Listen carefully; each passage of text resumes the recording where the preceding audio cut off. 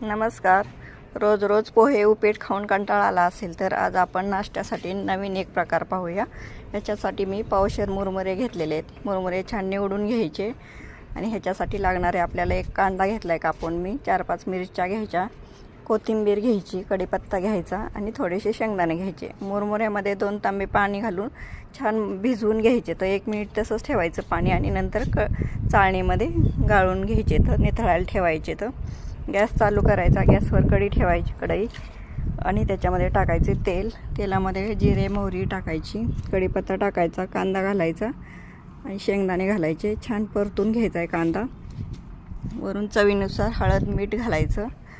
छान परतून झाल्यानंतर वरून आपण निथळलेले मुरमुरे घालायचे. एवढी टेस्ट याची भारी लागते ना, नक्की करून बघा. आणि हा नवीन नाश्त्याचा प्रकार तुम्हाला आवडला का नाही ती कमेंट करून नक्की सांगा. आणि व्हिडिओला लाईक शेअर सबस्क्राईब